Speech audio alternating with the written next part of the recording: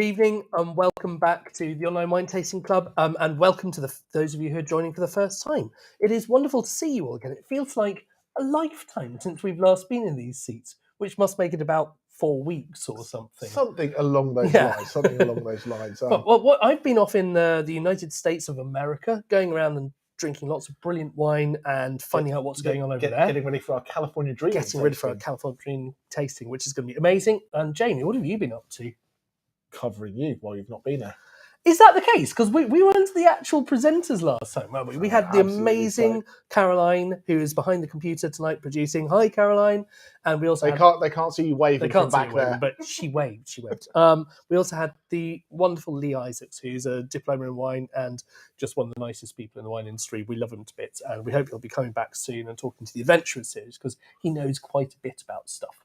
Oh, absolutely. So he also does bring a guitar on the odd occasion, which exactly. Is so when I wasn't covering for Alex, I jumped over to Verona to go to Vinitaly, which is a big Italian wine conference. So we've got some really cool stuff for. I think we're going to do it soon. We're going to do a little Italian tour, a little Tuscan masterclass as well. And I've also been doing a little bit of judging. I've been doing the International Wine Challenge. I've done the Wine Merchant Top 100. And I've also just this weekend been down in Bristol doing the Independent English Wine Awards. So there's some really cool English wine once again this year. The standard is flying up. See, that's why you haven't seen him. He's been on a bender. People. I mean, it's a wonderful thing. If you want to guess how many wines Jamie has tasted since you last saw him, in the chat, pop your guesses in now. I can't promise a prize, but who knows? The funniest answer might win something. But it's more than 7. It's more than 7, absolutely. But anyway, let's stop talking about our our tours of the world and where we've been all week. Then let's talk a little bit about tonight. So we are going to Argentina, and we're going to do all things Malbec. Jamie, I thought we were doing Malbec. This is pink. Malbec. Pink Malbec. Are you sure it's not Pinot Noir? Old jokes. No need for inside jokes. So let's get wine number 1 in the glass while we talk a little bit about what is going on tonight. Malbec, I think most people know Malbec now. It's, people hear it, all over the place. You see lots of it. But it does sit in different categories. And there is a lot of very cheap and cheerful Malbec out there. It got very, very popular early 90s going through to the early 2000s. And there was a little bit of almost like a race to the bottom. Who could get the Malbec in a bottle and over here quicker than anybody else at the cheapest price? And for a little bit of time, I was worried that it might go the same way as, kind of those big Australian like Critter brands and that. And it was just cheap and cheerful. And then it was very difficult to say, well, a Malbec should cost £5. And there's no reason that a Malbec should be 15 quid, 20 quid, 30 quid, 100 quid, because Malbec just became the brand. And so what we're hoping to do tonight is go through it and show some different styles, going from some very, very affordable, drinkable wines to some stuff that is a little bit more premium, and why Malbec is, able to do so many different things. So we'll talk a little bit about wine 1, then we'll jump into the video. So this is our 1 rosé, and then we're going to do reds for the rest of the night. So hopefully you've got some charcuterie or a steak or a barbecue one or a burger, and I have none of those things. That's true. So we are doing Drink Pink coming up soon on the Discover series. So it might be a good time to just briefly mention how do you make rosé? Because when I was young and naive, I thought last week. Oh, you were naive last week. That's a long time That's gone. a long time ago. But I thought the white wine came from white grapes and red wine came from red grapes, and presumably somewhere in the middle there were pink grapes, and that was what made pink wine. And it turns out that's not correct. And we can get a little bit. We'll obviously go a bit more into detail of that in the rosé episode. But this is the funny thing: you can take the darkest skin coloured grapes, and you can make a wine as light and delicate as that. But you've got to be very careful. Very careful. It's easier. Okay, I'm going to say easier before someone lambasts me to make a rosé with a thinner skin grape, because the colour comes from the skin. So more skin, less skin. You can have longer skin contact to get the colour. It's easier to extract as much fruit flavour as you want. With a thicker skin grape, so you see, a Zinfandel rosé or a Malbec rosé or, something like that. You've got to have this level of skill to get the skin in and the skin out to get the colour, to get the flavour without getting the tannins, because no one wants a tannic rosé, really, do they? No, indeed. And you're seeing increasingly some people playing around with making some quite different rosés. I mean, rosés have gone through this trend of being so you just stick them in the fridge and they don't do much. But when you're dealing with a big tannic grape, you can do things. And some people are putting them in oak to bring a bit of oxygen in there and bring a bit of oak flavours. And there's some crazy stuff going on. There's even an English rosé that's just been announced this week, which has had a whole bunch of oak aging on it. And that's a new one. I haven't seen any of those before. So once again, Balfour Hush Heath innovating. Yeah. There's lots of fun stuff in the rosé, but today is not the rosé tasting, so we're not going to get too. But this wine is from. So our first two wines are from the same producer. So this is from the Los Geraldos vineyards. This is their Chacabuco, and this range is their unoaked range. So they make the rosé, they make a Malbec, they make all this kind of stuff. But this dates back to I want to say late 1939, and it was young Geraldo Velasco who would cycle around the streets of Argentina selling wine at the front of his bike. So instead of having ET in there, he had a bunch of wine. Hence why when you got the bottle, you've got the bicycle on there, and that's kind of like an homage to nice. I like the history. So still family owned and some absolutely fantastic wine. But I think maybe we're probably at the point we should have a little sip of this. Yep. We've got Slido up and running, so if you want to pop your tasting notes in, you can, and we'll give a little second that you can either scan or what's the website? It's towtc.co.uk. That should take you straight there. So TOWTC, the online wine tasting club, that is .co.uk/taste. And and pop your notes in there. But while you're doing that, we're going to go to a little video, and Alex will tell you about the history of Malbec.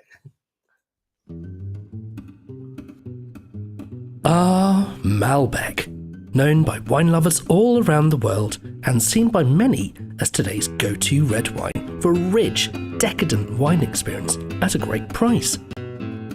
It is, of course, Argentina that we now associate with this grape. But if you'd asked about Malbec a few decades ago, it would have been France we'd be talking about. Indeed, Malbec's origin is the southwest, particularly the region around the town of Cahors. Here, the grape is known as Cotte. The Romans referred to it as the black wine of Cahors, but today there are now more than 1,000 synonyms for this grape. Cahors wine was shipped all around the world and was even served at many of the finest palace dinners. This was a top-notch wine. The name Malbec was introduced at some point in the 1780s when a Monsieur Malbec decided to plant it in Bordeaux, where it became a part of the blend. During the Middle Ages, the wine was shipped to Bordeaux first, where it was then sold on throughout the rest of the world.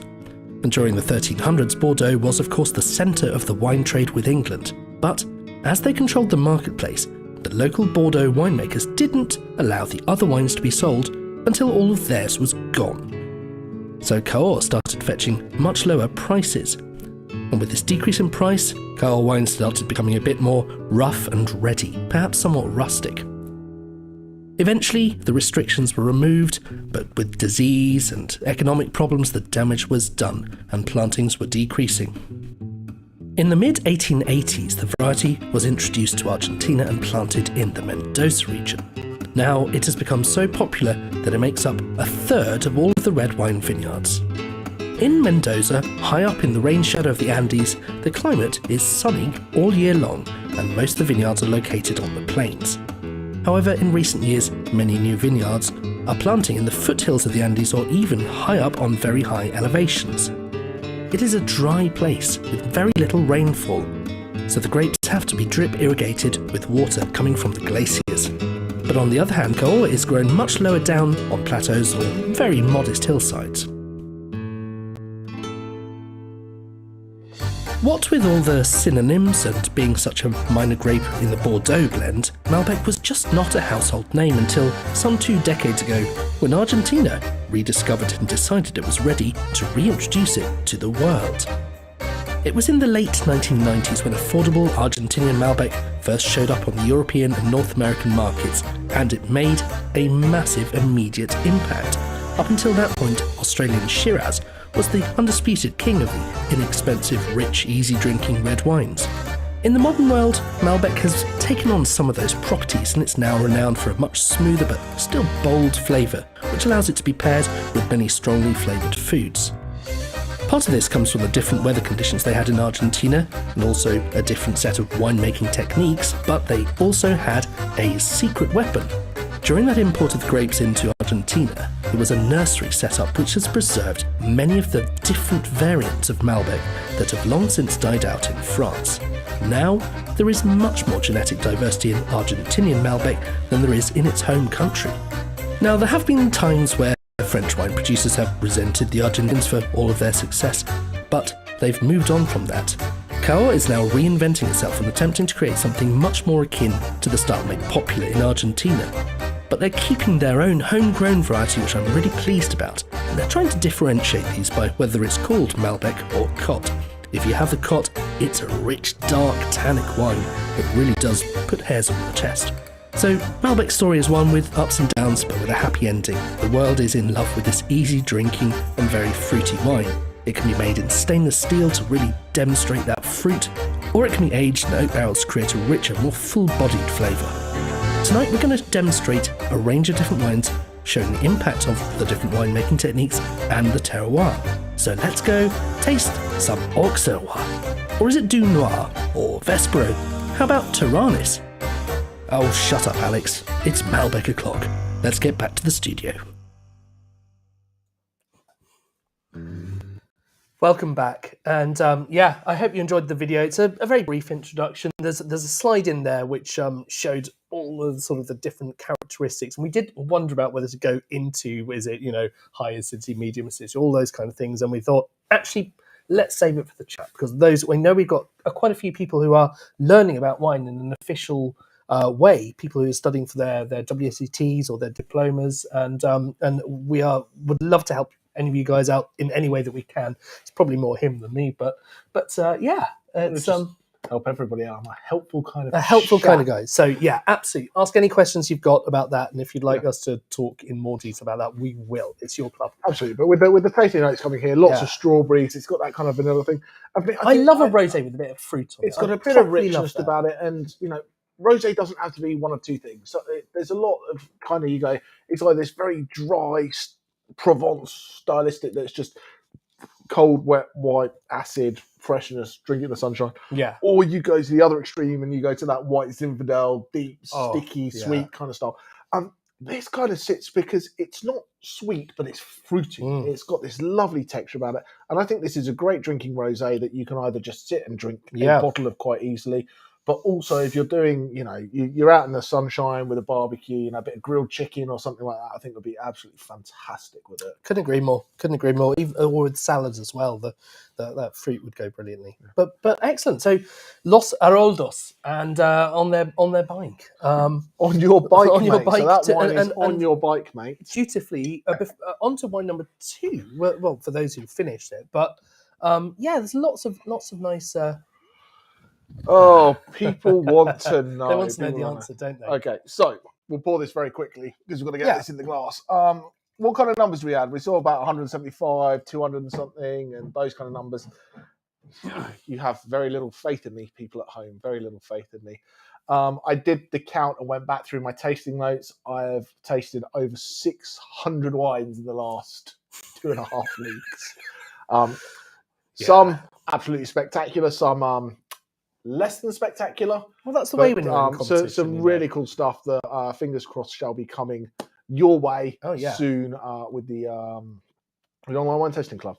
So we're on to real Malbec now. We real are. Malbec. Are we doing a song this week? But so we haven't done a song for a while. We will do one again very soon, but we thought we might slip a little one in because we hear that there's a lady on the chat tonight who I think it might be her birthday.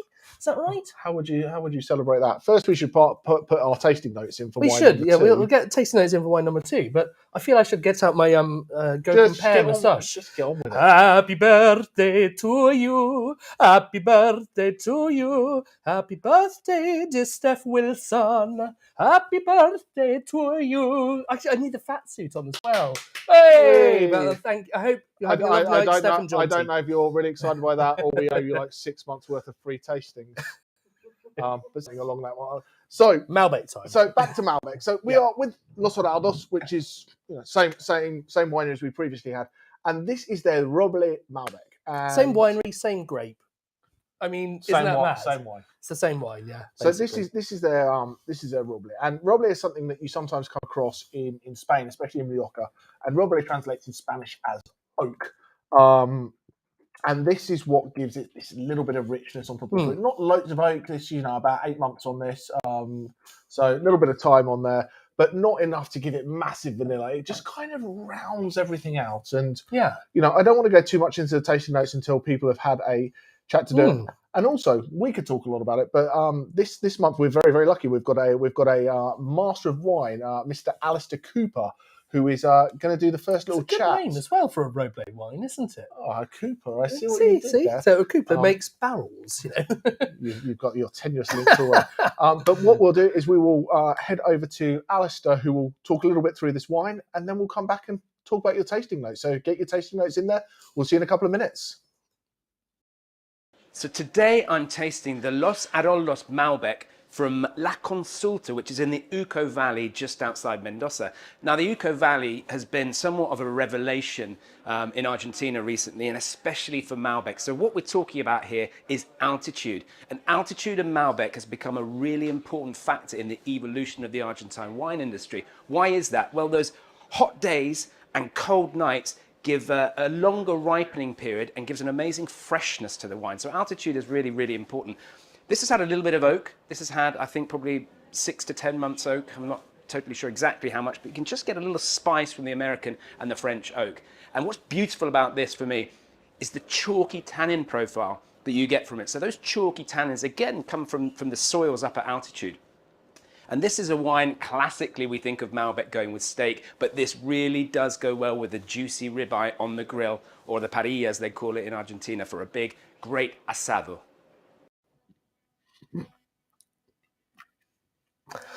Welcome back. How is it possible? I mean, I know the answer to this, but isn't it crazy? Well, let's be clear. The answer is the skins. The skins have a lot of those deeper, darker flavors, and they have the deeper, darker colors.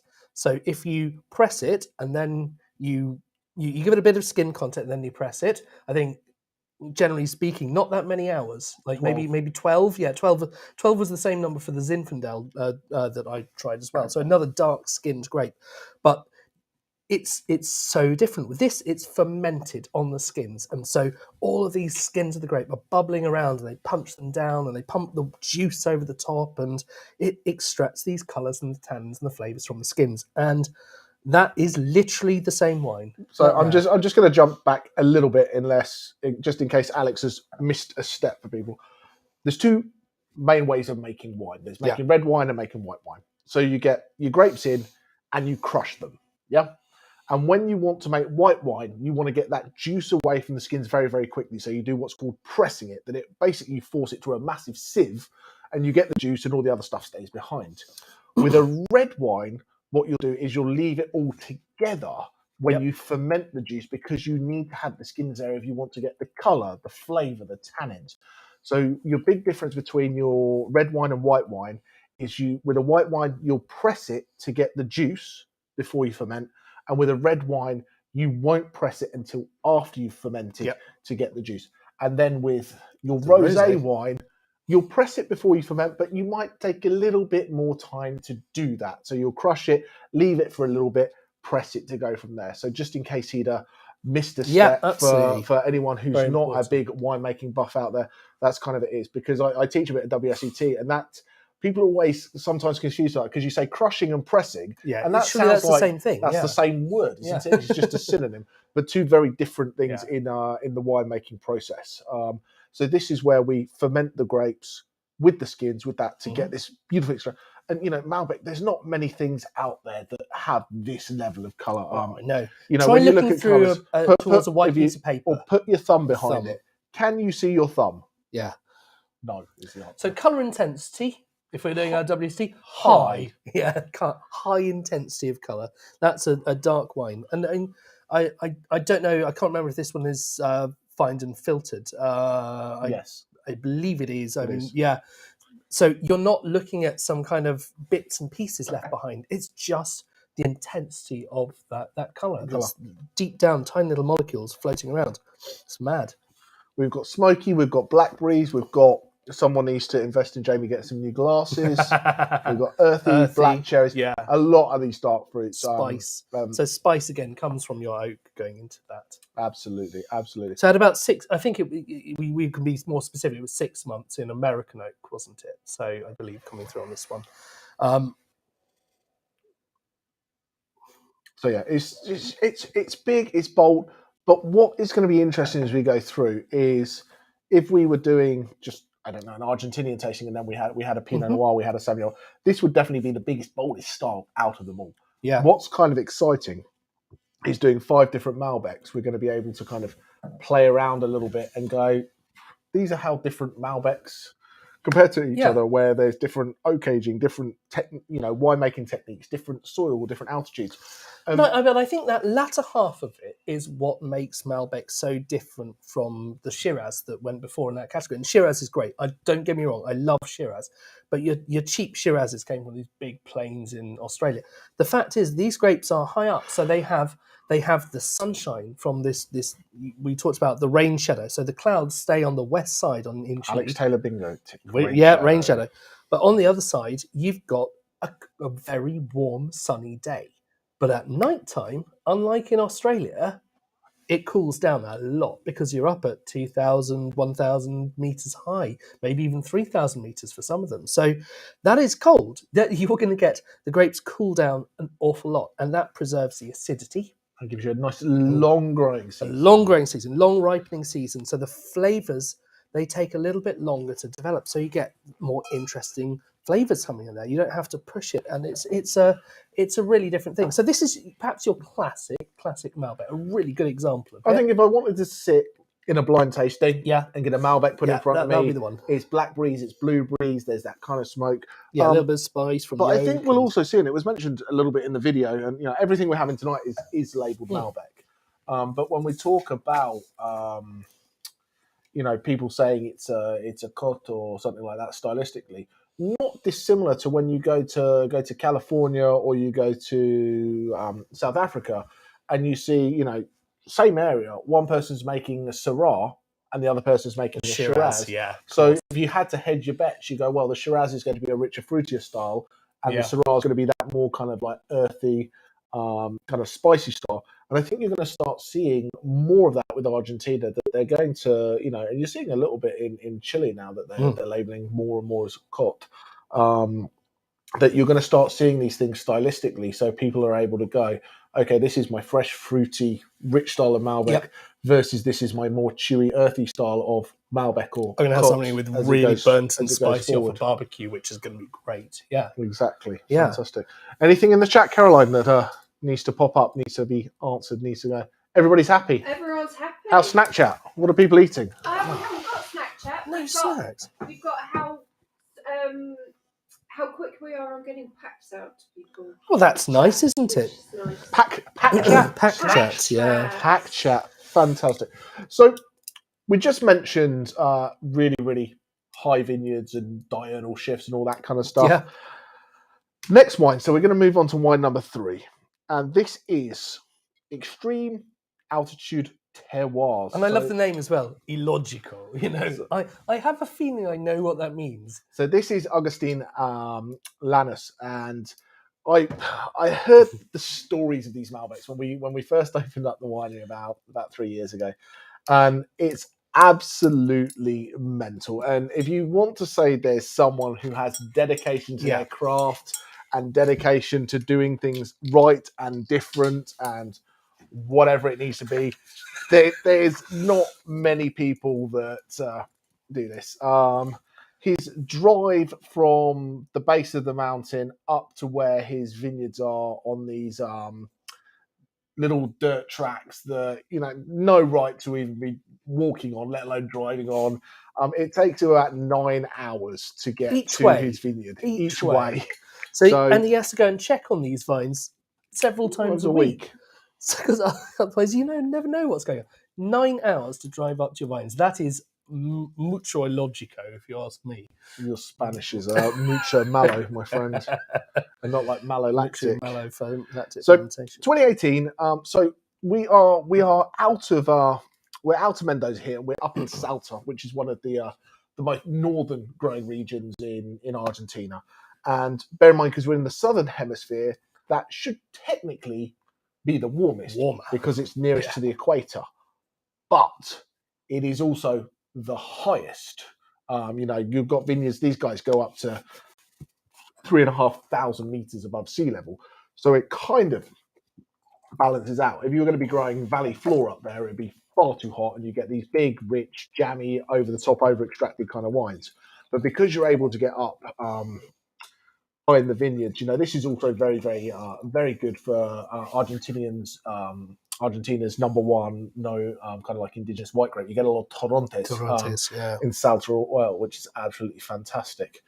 But this is where something power meets elegance, I really feel.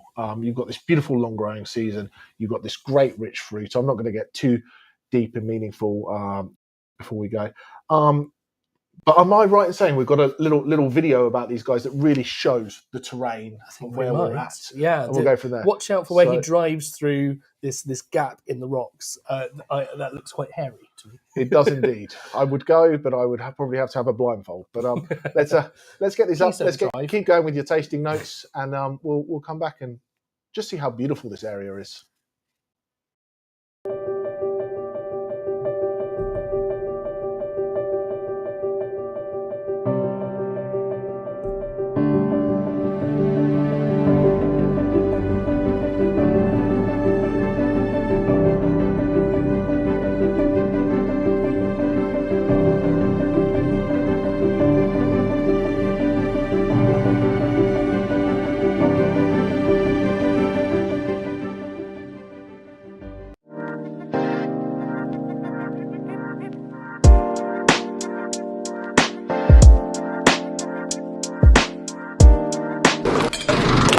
So we are in a desert.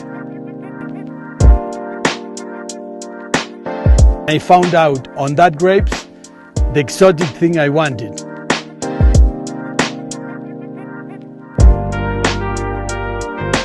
A Malbec from Pucará, one of the Sunal extreme altitude terraces, 2,400 meters up.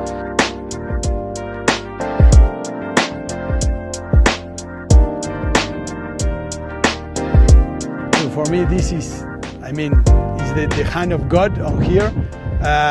So this marvelous landscape and this amazing culture to try to express in a glass of wine, that is very challenging. It's a very nice responsibility.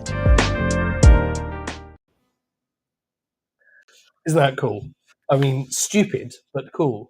It is, and it's one of those regions that even you can talk about it doesn't do it justice. You can show the video, still doesn't quite do it justice as to where you are, how rugged that terrain is, and you almost feel like grapes. Nothing has any business growing there, does it? No. And people talk. A lot of people talk in winemaking about our vineyard is right next to the winery, which lets us take the grapes and then press them and turn them into wine. Process them in a matter of a few hours after they've been harvested. If they have to come on a bumpy road 9 hours away from the winery, you've got to do some stuff to protect them. And the first thing that they do to do this is they do this all in the depth of night, which up on the top of the mountains is cold. Oh, and in the dark, that's safe. In the dark, that's safe coming back down. Right, yeah, but it's the cold really helps keep the grapes from starting to react, starting to ferment, things starting to go on that you didn't want to do. And the other thing they do is you have to put them into small containers, because if you just load them into a big lorry, the weight of the grapes starts to crush the ones at the bottom. I think these guys are little like 16 kilo. Yeah, exactly. Little stacking boxes. Stacking boxes, and they take them down, and then they seem to have a real respect for these grapes. They're doing lots of natural processing with them, and it's a really nice thing. They even use concrete egg, 50% concrete eggs, which any winemaker will know. I think Kathy's there; she's got one as well too as well. It might be a little bit bigger than mine, but not much. Not much. We don't need to compare sizes of eggs here, guys. It's okay. So yeah, but the thing these concrete tanks and concrete eggs do, it's a question of moderating the temperature. So the weight of these vessels absorbs some of the heat, because when fermentation's happening, it's quite a energetic process. There's a reaction going on that generates heat. So if you're not careful, that can end up with parts of the wine overheating, and then it gets a bit stressed and nasty flavour starts to develop. So the concrete helps moderate it, and a concrete egg allows the natural convection currents to flow around. And so it's a really cool one. I love this. It's so elegant. You said it all. Power, but elegance. It's No, that is Shane Warne, quality elegant and tasting. powerful. He's not very elegant, was he, Shane Warne? But he was an absolute legend. Oh yeah, gaucho fillet steak. No nice. Corkage Mondays. I like. Yeah, I like. Yes, please. Soon be Monday. Yes, we'll wait the invite. If you just let us know what time the booking is, Yeah, because we'll be there's there. definitely some wines that you would think. I'd said wine 2, I'd have put with like a ribeye that's got a bit more of that sort of, the marbling, a bit more of the fattiness. This, with a fillet steak, lovely. Absolutely lovely. Question for you guys. Altitude, impact and temperature. Does the thinner air affect yield? It's a winemaker question, not a It's a song winemaker question. I'm going to sit back and... I haven't heard of that. Kathy might know something more about that in the chat, but I haven't heard about that. So I'm going to say there is the other aspect of it. The thinner air affects the amount of ultraviolet light that comes through. Ultraviolet light definitely does affect the flavour, for sure. So when you've got less, if you go up skiing, you're on top of a glacier and you've got this bright light all around you, not much air, it definitely means that your skin will go a little bit pink or tan a bit more. So canopy management is key. Canopy management. Canopy management with this grape is massively important. Okay, let's geek out a bit, because you get what is called vigor. Vines have a natural level of vigor. That is how fast they tend to grow. You'll get a low vigor vine, and you get low vigor places. But if you've got all of the water it needs, and you've got a grape that just loves to grow, Malbec loves to grow, like Cinsault in South Africa. Yeah, exactly. And some vines are very stiff. They grow up in very, very sort of rigid canes shoots that grow up. Some go very floppy and flop over, and they can cover the grapes and stop the grapes getting in. You want to get the right amount of light and heat, not just onto the grapes. You want to get them onto the grapes to develop the colour of the skin, which is great for flavour and helps develop it. But also, if you heat up that bottom cane where where the next year's buds are developing, that massively helps the yield.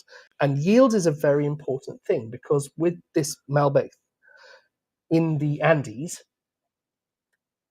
a lot of people do a green harvest.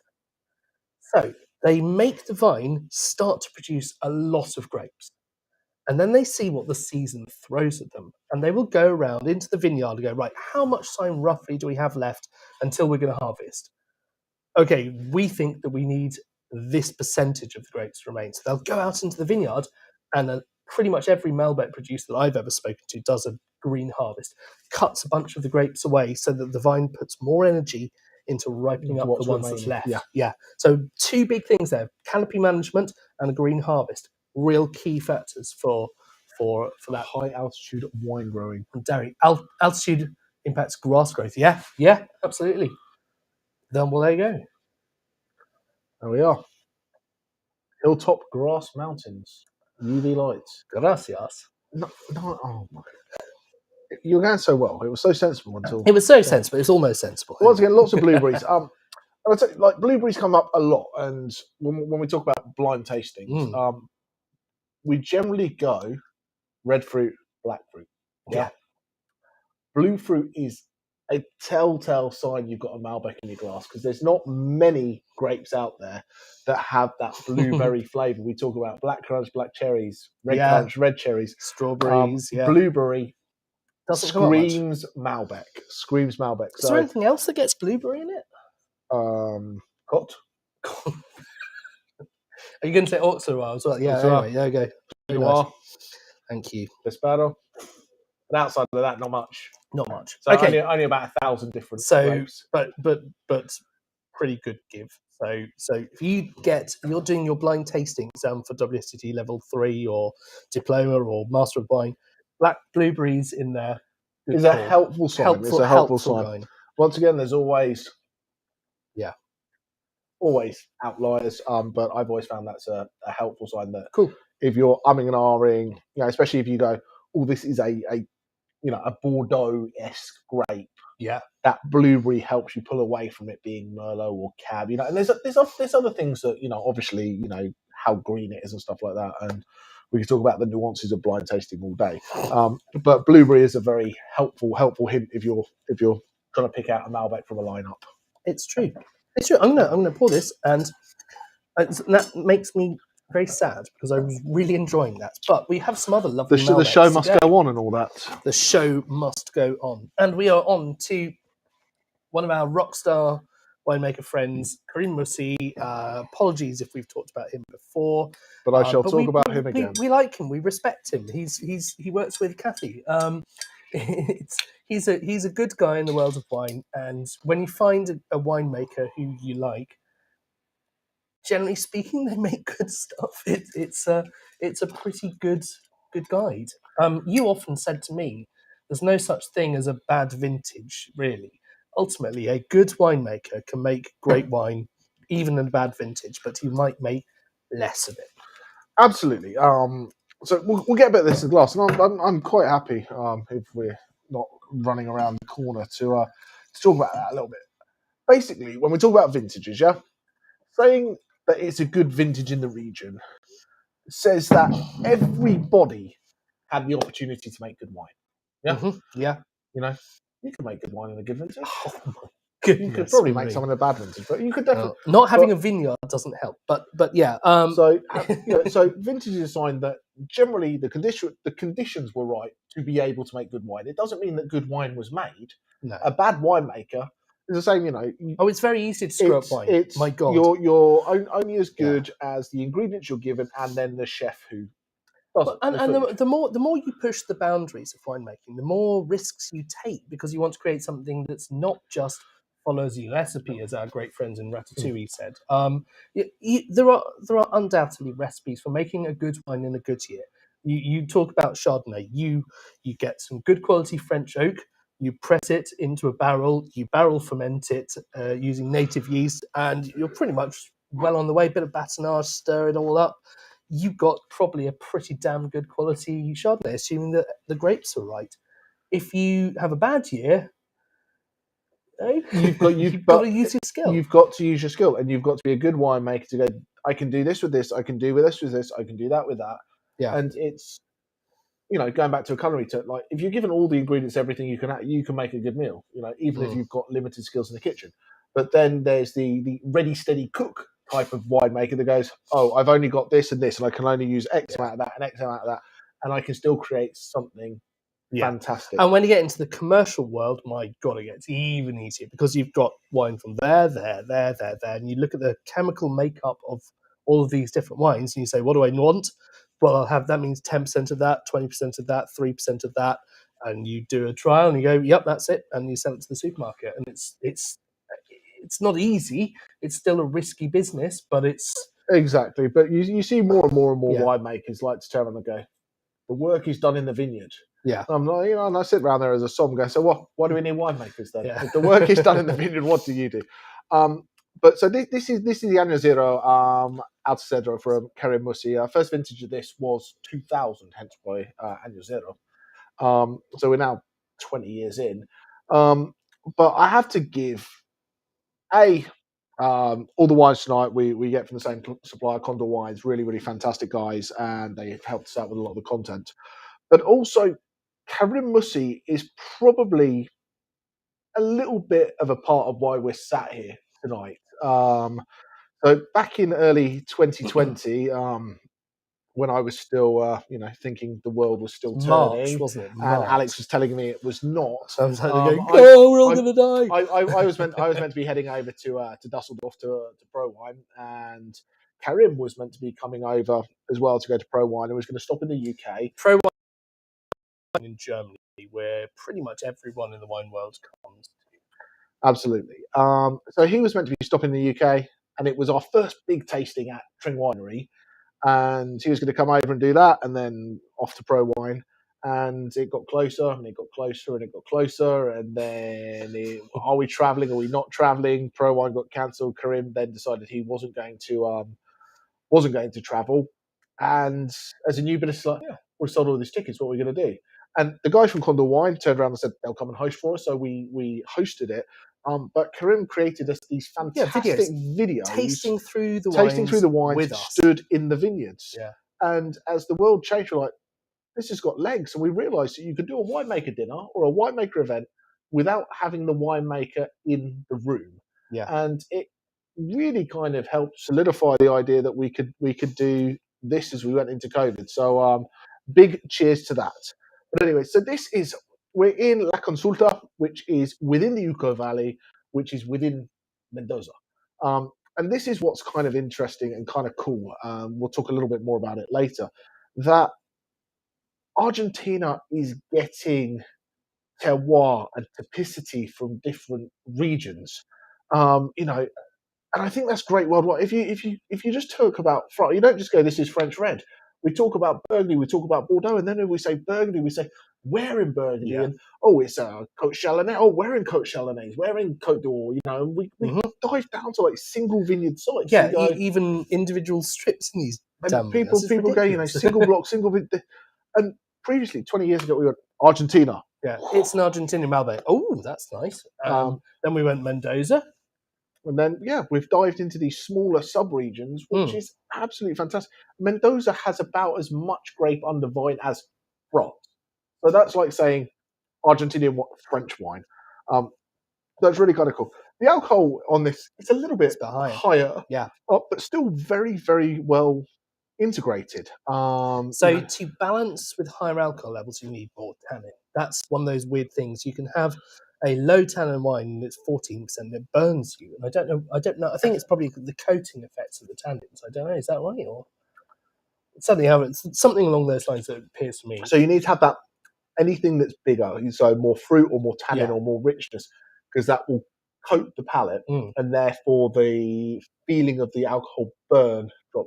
So the fruit and kind of that fruit sweetness as well will also balance that out. So it kind of, and everything in wine is about balance. True. If you have big alcohol, you need to have big fruit. If you have high acid, you need something to balance with it. If you have low acid, you've got to, make sure that's in balance with what's going on. But we do have a little video from Karim to talk about this particular wine. It's not the same one, it's a different one. It's this wine he's talking about. This wine, exactly. So let's pop over to Karim and see what he's got to say about his wine.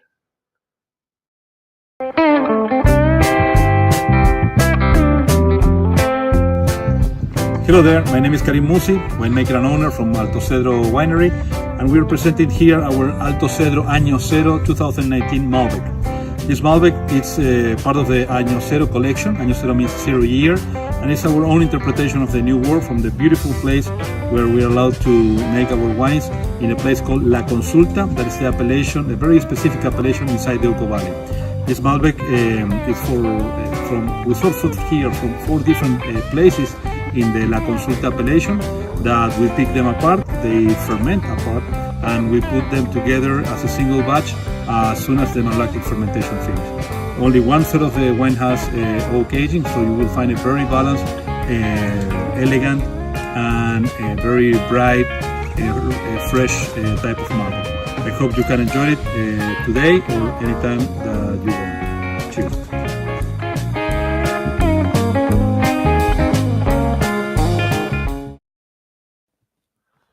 Welcome back.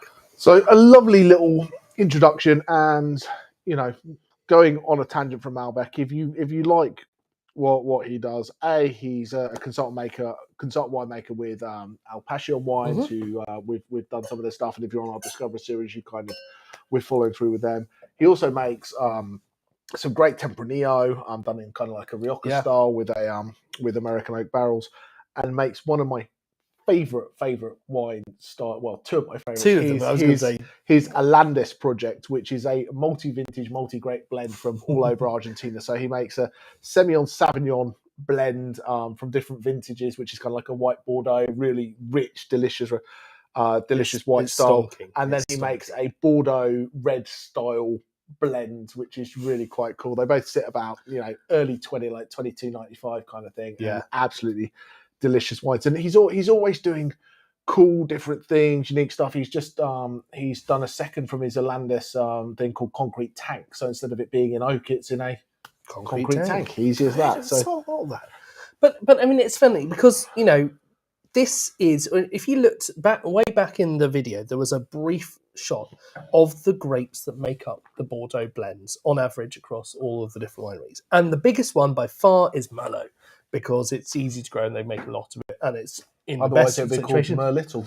I'm not even credit that with any attention. So the next is obviously Cabernet Sauvignon. And then down in the teeny little corner was a little bit of Malbec. Well, your top 80%, if not more, is those two grapes. Yeah, exactly. And this was probably made about 1% for two grapes, was Malbec, and I can't remember, it was a Petit Verdot. Yeah. I loved the fact that Napa have been experimenting with these small varieties as well. And I tried 100% Petit Verdot. Cab Franc was the other one in there, wasn't it? Yeah. Yeah. Oh, we had the Cab Franc. We had the Cab Franc, but I had 100% Petit Verdot. It was unbelievable. So people are finding really cool things with these grapes that were reduced to the tiniest blending component. And I just got to say, that's where the rules of a region start to get really irritating to me. You can't do this. You've got to use a bit of this, or you can only use this, and it's just they go, well, let's experiment. Let's see what happens if you take this tiny little fraction and see what it can do. But I think Malbec's much higher. But I think Bordeaux blends. On the other side that we need to discuss is going back to Bordeaux blends. Yeah, is a lot of people ask me, oh, this has got 3% Malbec and 1% Petit Verdot. What's the point? Does it matter? Point? Yeah. But you can actually tell because they bring this different depth or life to the wine that without them they wouldn't be the same. So they are, even in minuscule amounts, important grapes. I think it's one of my top goals is that we can do in some way a side by side. Let's work with the winemaker to get the different blends from the same component wines and put them in front of you and see what you guys think. So I really want to do that. That's a kind of almost like a mission statement for me. It's like, let's explore some of these things in ways that you couldn't do by just buying wines off the shelf, because that's cool. But yeah, 100% Petit Verdot, 100% Malbec, these were things that were not things. And even the Cahors wines, they would blend it with a bit of Merlot and a bit of Cab Franc as well. Because it was accessible and it was there. Cheaper to do. Yeah. So it's a bit more bearable in some cases. So that was wine 4. Oh, you did well there. Wine 5. I've got an empty glass, so I know there's about time for another wine. And I'm sounding a bit like Michael McIntyre, so I should shut up. Yeah, fantastic. We've got a question. Not a question. Derry, your tasting notes are always genius. I love them to bits. Keep them coming. A sweaty horse. It beats Pete Corsten's jockstrap. I don't want to know where you got that point of reference from. You don't know what these Welsh farmers get up to out there. Ribena. Some Ribena. Ribena, I know what you're drinking. A jockstrap.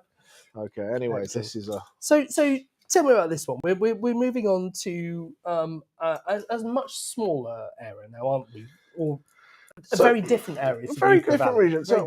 We're still Mendoza-y way. We're Mendoza-y way. This is Luan de Cuyo.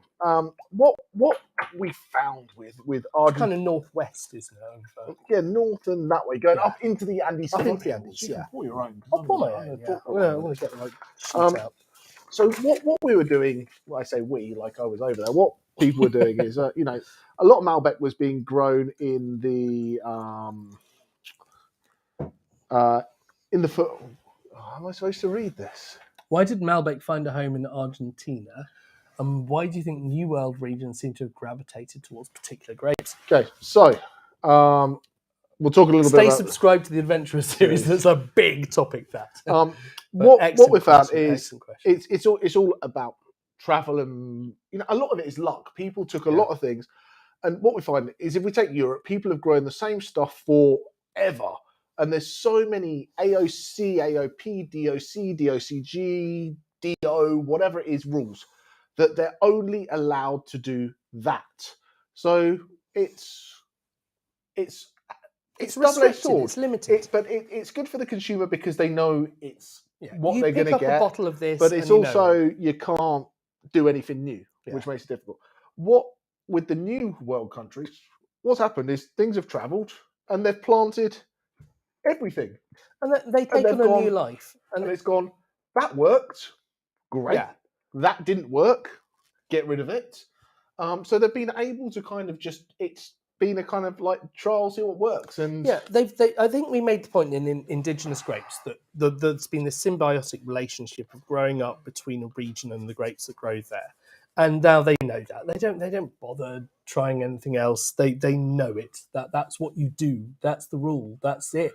That's what you do. You can try to make minor improvements. You can work on your you work on the soil health. You can work on your pruning or something like that. You can work on lots of different little things to make little improvements. But the core part is we grow Cabernet here. This is Cabernet land here. We go to another country, it's not the same. It's quite clear the West Country is not massively Cabernet land, although I have had a good Cabernet Merlot from it. Anyway, getting distracted. Yes, very distracted. You take this nursery of all of the old European grape varieties, all of the different clones, the different genetic versions of these grapes, sat there out in Argentina. I mean, you're going to experiment. You don't know what's going to work. You have no idea. So you have to be more open. You have to be more understanding and scientific about it. It's interesting because I think, the last 50 years it's changed drastically. You look when, they say Malbec really got over to Argentina in the 50s. There wasn't DNA testing. There wasn't clonal varietals. There wasn't. They took what they took and they planted it and it did well. If we're talking now, if someone wanted to start again now, they would go and they'd check the soil, they'd check the aspect, they'd check the climate, they'd put it into a computer, and the computer would say, you need to grow clone 7738 of this particular thing, and you will get this. But yeah, it's New World has had the opportunity. I hate to break it to you, it's a little more manual than that, but it's not a. It's not, he says it's a winemaker. It's in a computer. The computer says but no. There's a textbook. You'll go and look up. We got handed textbooks of different, sheets and sheets of different rootstocks, which are the bottom so you just half need of the someone line. to get into data. And you're like going, oh Christ, I've got to deal with something that can cope with a low pH or a high pH of the soil. I want something that can cope with this amount that will give the vine more vigor, that will grow more. So you pick your thing and then you pick and you try a few and then you see what. So if I just put that into an Excel spreadsheet, it would be in the computer. It would be in a. Okay, I'll give you a computer system. Huh? Scenarios. No more modelling. scenarios for you, Stranders. Yeah, Caroline's onto her marketing scenario modelling. Anyway, so basically, New World wine, less stuck in the ways, less rules and regulations, more chance for experimentation to be able to find what worked. But also well recovered. But also, Argentina's not just Malbec. Argentina is also Cabernet Sauvignon, Viognier, Torrontés. There's a lot growing. You look at the States, loads of grapes. You look at Europe, loads of grapes. So I think we do sometimes we see New World wine and we say, what is this country famous for? And you'll say Chile is really good, Merlot, Cabernet maybe Pais. You say Malbec, Argentina. You talk about Australia and say Shiraz. But we've got to remember there is so much more to these countries than the first grape that gets chucked out there. But we go from there. The very first winery I went to in Napa Sonoma. So Napa Valley and Sonoma make. Well, what do they make? Napa makes wine.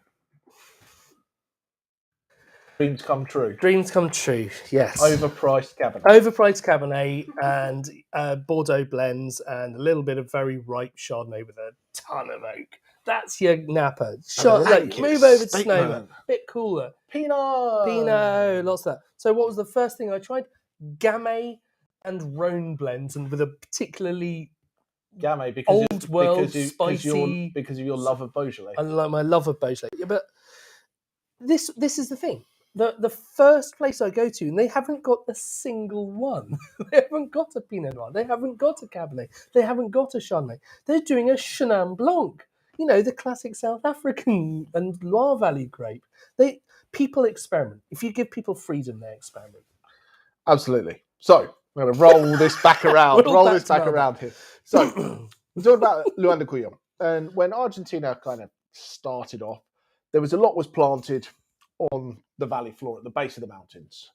And as it got warmer and things were becoming overripe and being more popular and they needed more space, and were looking for higher quality wines, they started to head up the mountain into the foothills of the Andes. And so this Luan de Cuyo, and there's some great wineries out there. There's one that we did on one of our very, very first tastings with Donna Paula, who actually have what's called their altitude series. So they've got different wines with different grape blends as they go up the mountainside, because certain things ripen better at 1,100 meters versus 1,300 meters versus 900 meters. And that's really interesting as you go up the hill. So this is Casorena, which translates to House of Sand, apparently, for those who speak any Spanish. I just read the tech notes. I might be being lied to. And it's basically a house of sand, because if you see the winery, it's all this kind of like, what's the word I'm looking for? Like stato kind of. It looks like a sandcastle, basically. Okay. I was looking for a technical term, but I don't know. Stucco or whatever. Oh, that one. Yes. Yeah, okay, whatever right, that word is. Put the word in like the chat. You know, Adobe. Not like Adobe buildings, is it? Like no, modern that's like PDFs. But anyway, so but where we have with this is their Agrello, and this really kind of shows where we've gone from saying it's just Argentina to it's Mendoza or Salta to it's Luan de Cuyo. And we've got a little video coming up, and sip your wine along. It's about the last one. It's about 5 minutes long, but it just kind of shows where this winery comes from, the different areas and the different vineyards. And this particular wine is a blend from a few of their different vineyards, and we're going to be able to see kind of how this wine comes together, and it describes each vineyard, which each vineyard brings to the blend, and we're going. So let's see what Freya's talking about. Let's head to the video. Oh, good. Okay. Stat. So whenever Caroline's finished stat chat, she's gonna pop the next video on. Excellent. Sorry. Enjoy.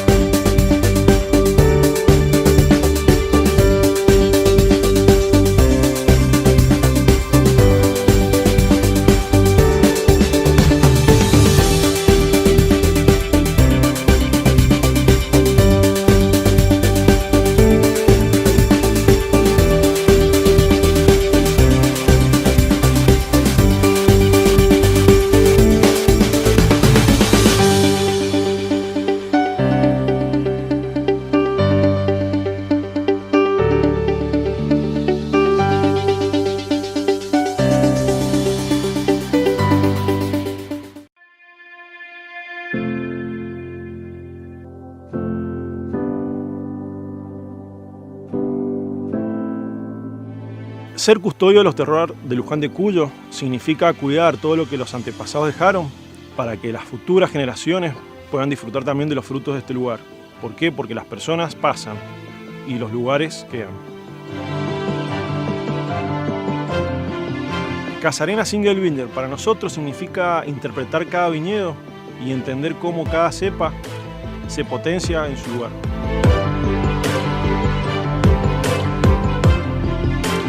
Cuando hablamos de interpretar cada viñedo, los interpretamos de diferentes formas. Yamila es clásico, equilibrado. Owen es paciente, evolucionado. Loren es un viñedo incansable, da pelea cada primavera, cada verano. Naoki es yeso, es disruptivo, es desafiante.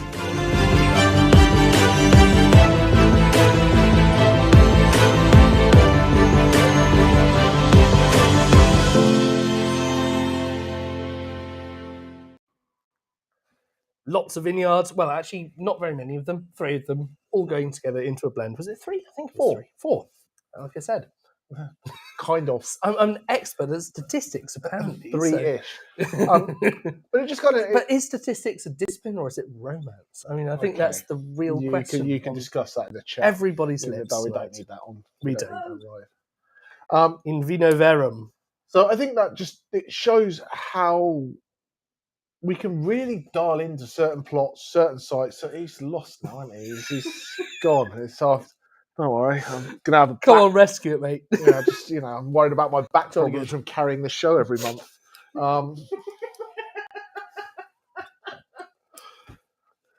So yeah, I just think this really shows where terroir-driven wines are coming from in Argentina. That he's not allowed to go on holiday anymore. We are, yeah. He's not allowed on holiday anymore. So yeah, the terroir-driven wines, and you really get this sense of place, whether you're in Uco Valley, whether you're in Tupungato, whether you're up in Salta, that each style, each vineyard can create something different. I mean, he's not wrong. In all seriousness, how different have these wines been? They're like, it's not. I've been looking at all the stat sheets, both when we did all the notes and everything, and they are quite different, but they're not that different. A lot of them, we haven't got anything that's been, let's just take this, keep it in stainless steel. It's all been natural yeast. Natural yeast, all similar alcohols, all similar. And if you read the tasting there's notes, always bit of oak in there. A lot of the text sheets are similar really tasting similar. notes, but this is no. So it's all over. It depends on the style. So this is first use French oak. This is French oak, so only 20% of it. So the Alta Cedro is French oak, and the Illogico is, I don't know what the oak is, but it's half oak and half stainless steel. So there's that was half oak and half egg. Concrete half egg. Yeah, half egg. So. Is once again, it comes down to the new world having the options to do what they want.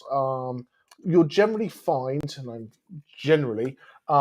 bigger, bolder styles will have American oak because they're looking for that richness, that vanilla-y kind of, that almost like sweetness of fruit, and it's cheaper. And the ones who are looking for a more kind of like elegant, like a food-driven style almost. Will generally be looking at more French oak. And once again, I like to use the word general a lot because there's always an outlier out there doing it. But it is the joy of being able to not be ruled by the rules of having to do this or that or the other. You can do what you like to do. But I just think it shows terroir can be key, a site can be key. And what you do, you can really go after making the style that the area that can give you, or really what you want to make and what you like to drink and what you want to sell out of your vineyard. It gives you a lot of different options. Ultimately, winemakers can never get away from presenting to people, unless they're in a massively commercial operation where they have to do what the market tells them they've got to do. They can never get away that far from what they want to drink themselves and what they like. And it is an expression of that person's taste. And I love that. Absolutely. And, people go, this wine is me, it's made in the vineyard, I do this because I'm passionate about it. And yeah, but they tell the vineyard makers, the vineyard managers, what to do as well. They guide it. This is the person who puts their final stamp on it. And yeah, it is made in the vineyard, but it's made in the vineyard under control, because particularly with Malbec, where you can go out and say, you have to go around, turn around to the business manager and say, I want to throw away 30% of all of our grapes, which could make 30% of all the wine that we could make. That takes a certain amount of confidence in your position. Say, yeah, let's throw away that much of our potential wine. I'm going to remove 30% of our stock. Yeah, I was going. Yeah, exactly. To my house. But anyway, should we Let's do get wine number 6? Just I don't know if anyone can see our wonderful packaging manager Vitas has obviously put number 6 on here because we can't be trusted by the time it gets to this end of the night to know where we've got to. So thanks Vitas, very good of you. So we are going so we've been in the middle, we've gone all the way north to Salta, and now we are coming all the way south to Patagonia, to Argentina's most southerly wine growing region, and this is the high valley of the Rio Negro. So going very, very south, we are going to a much cooler climate. You're not very far away from Antarctica, home of the penguins, and lots of cool waters coming around there. So cool area, but lots and lots of sunshine hours. So you don't always have to have masses of heat to get great ripeness. Mm-hmm. Heat is important, but if you have a lot of sunshine, you can also get the right level of ripeness. If you look at, Austria and Germany, where it's definitely a little bit cooler, but you've got sunshine and you've got rivers, so you get that photosynthesis that come down, reflections off the waterways, and the waterways are hugely important as you get into the cooler regions. So this is from a winery called Verum. Truth. That's what it means, mate. Yeah, I know. I was looking for that. Oh, Struth. No, it is not. No, it's not an Australian tasting, mate. Is it? God. Flaming Drongo. So these guys, I've always liked their wines, and it's another example of a relatively extreme style of winemaking, going after this really, really cool climate with such a big style of grape. When you're down in Patagonia, they make some really good Pinot Noirs.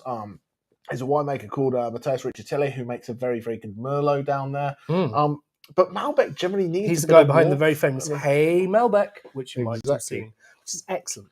But this is just a completely different style. It's probably, from what we're tasting today, Oh the closest to a French style. But it's got that earthiness, it's got that tanness, it's got that chewiness. I mean, it's not as chewy as some of the Cahors ones that I remember from my youth. That's Cahors without the H or the S, just to be clear. The Cahors. It's fruity still, but it's so much cooler. It's so much kind of. You don't have the jamminess, the kind of confected, fresher style. Yeah, it's fresher. Yeah. And that leaves that kind of coating chewiness. You feel the tannins there.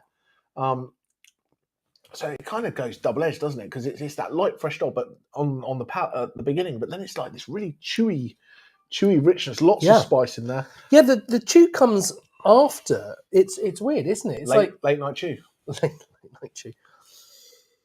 But I just think this is absolutely beautiful. Have we got some tasting notes for this, Caroline? Yeah, they're up. I can't. They're little. They're I very can't do little. that. What of the? God, I can't Derry's just saying he likes wine number 5. I've had to point out we're on wine number 6. And here we go. We've got a hint of whiskey. Oh, interesting.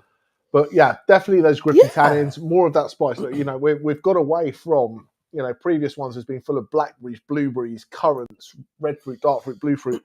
This is much more those kind of like tertiary, developmental, earthy. It's a bit older. It's got that.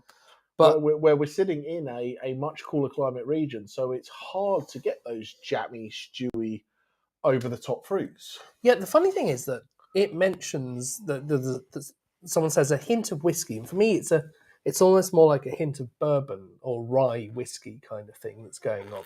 Oh, you're just fancy. Someone says whiskey, and now you go deep into my but list. It's that almost that kind of saccharine thing that comes from the oak, and and I think that's perhaps because it's quite new oak, and so they'll use a lot of the new oak on those bourbons, those rye whiskies, and they use plenty of sort of old sherry casks as well, and but you only get that sort of that sweetness from the oak. From the oak, absolutely. I think this is delicious.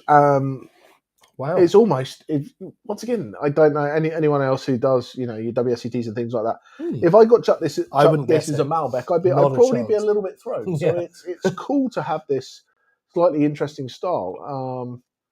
And a bit serious, but very charming. Oh, this is very eloquent. An individualistic style, more old world, delightful, can go with juicy red meats, a mushroom risotto with truffle cheddar. Is that Finn? It is lovely. Yes, he's absolutely. I would say the only thing after 5 days at Vin Italy, if I don't see another mushroom risotto for about 3 months, I'll be okay. So yeah, if I don't see another cheeseburger, that doesn't really feel the same. Not really. So I think where we go from here, we've talked about previously, terroir-driven wines and how they can be different. But I think this is the point where we go. You can't make these blanket statements about wine, and you can't go, I don't like Argentinian Malbec, or I do like Argentinian Malbec, or I don't like Chardonnay. There's so many different styles within each category. You can turn around and say, well, I had a Malbec that was like this and this and this, and I loved it, or I had a Malbec that was like this and this, and I didn't love it. You can't make these blanket statements about wine that I like X or I don't like the other. Without going through, because we've had, take the rosé aside, because that was a bit different. Yeah. We've had 5 wines from the same grape, from the same country. Far apart, apart from the Patagonian. A lot of similar winemaking styles, similar, alcohol, similar, lots of similar, but vastly different wines. Vastly different. And we said that all of them had said, this was a bit of a joke beforehand, we said, what will the tasting notes be? Goes with grilled meat. And that was every single one. Apart from this one. Do you want to know what this one they say it goes with? Grilled meat. No. Sea bass wrapped in pancetta. Ah, well, because it's from Patagonia, the home of the Patagonian toothfish, a.k.a. the sea bass. Sea bass, absolutely. That's good knowledge. I like that. Patagonian toothfish is an endangered sea bass. So don't eat Patagonian toothfish because that's a mutated, ill-tempered sea bass with lasers. With laser. No, beams. it is not. But there's your random fact for the day. Fair enough. Yeah. All the Caroline's pointing at herself to go and get the risotto in northern Italy. Yeah, okay, off you go then, mate. See you later. Free Caroline. Caroline is in the broom cupboard. We did that 2 weeks ago. She was out here mocking me. So she was wearing my jumper, my hat, and big problems. So until she can learn to behave when she's left alone, she's back over there. Right, I'm going to cut this in just for a sec because I'm going to mention a wine that we haven't tasted tonight. Because there's a lot of them. We've only done 6. Please continue. I shall continue because it was doing really well to about 9 o'clock, wasn't it? So well. Normally, when we've done Argentinian tasting, Jamie cracks out a dessert Malbec that is called Malbec Dulce from, I have no idea it's from. Domaine Bosque. Domaine Bosque, the French producer who went over and they are a cracking producer, and Tim Atkins been over, the Master of Wine, who likes to present great scores to people from around the world. He loves them as well. But they produce this Malbec Dulce, and it's absolutely one of the most chocolatey, rich, delicious dessert wines I've ever had. And you should check it out. You're being a bit mean here, aren't you? Because we're not sent it to anyone. We haven't sent it to anyone. But people might have had it on previous tastings of ours, and it is definitely worth checking out. I love it. It's so good. It's take your port and port. And if you take a bottle of port and then took like a bottle of Hershey's chocolate syrup and squeezed it in there, gave it a good stir, it's decadent. Yeah, it's decadent. It's so decadent. That's a cracking wine, so I definitely recommend. But should that we before we people should get put the excited prices about up that, and let people. We should see what the wine of the night is. Oh first. yeah, wine. Oh.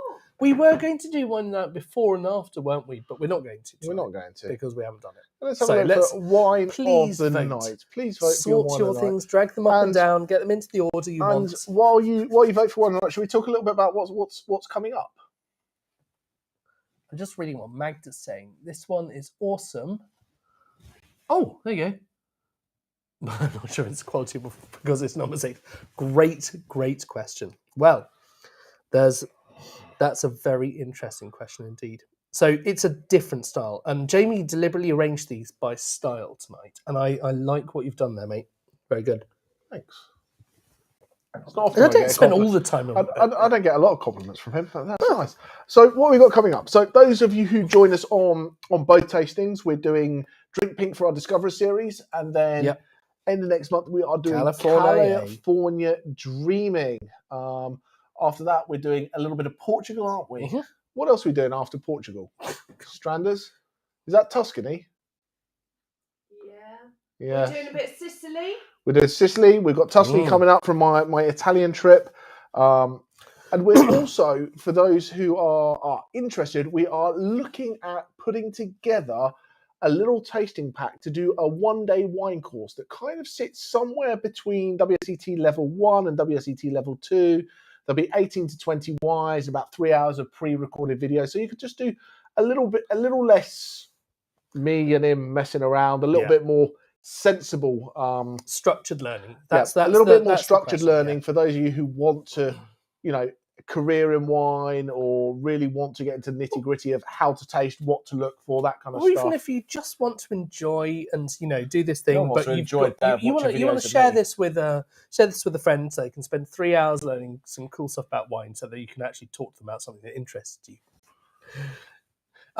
So we got that coming up, and it's going to be priced below WSET level 1.